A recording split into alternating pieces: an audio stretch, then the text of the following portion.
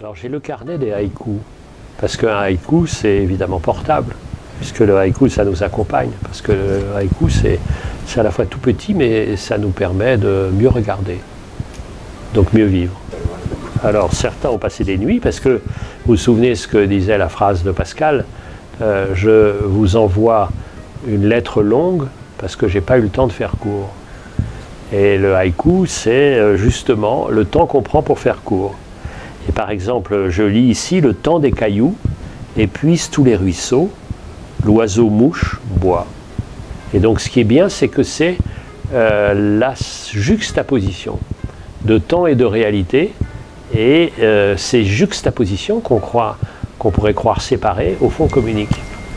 La joue du lac caressée par le vent frémit et se ride. Frémit, ça commence, et se ride ça va durer. Et c'est la joue du lac. Et on reprend tout, c'est extraordinaire, comme vous savez, les gens d'aquarelle qui ont juste la possibilité d'avoir un seul geste. Parce que s'ils ratent, c'est raté, comme dans la vie, souvent, parce que ça ne repasse pas les plats.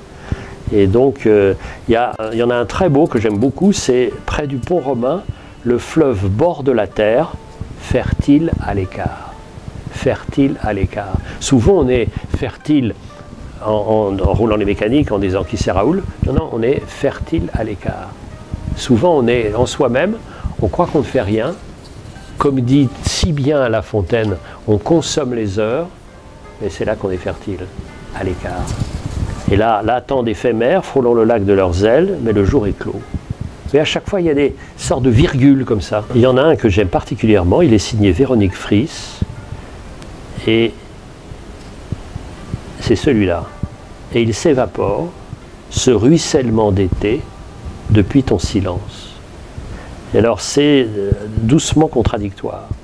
Il s'évapore, ce ruissellement d'été, on avait l'impression que les jours s'en vont, et les jours s'en vont d'autant plus que le silence de la personne dont on parle s'est installé.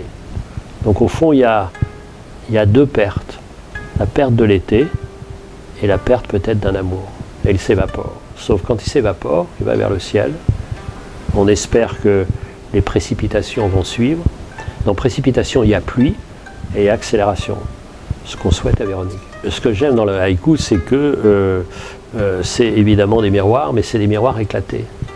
Vous savez, c'est des miroirs à facettes. C'est-à-dire, et en fait, ce n'est pas des miroirs où on voit notre visage.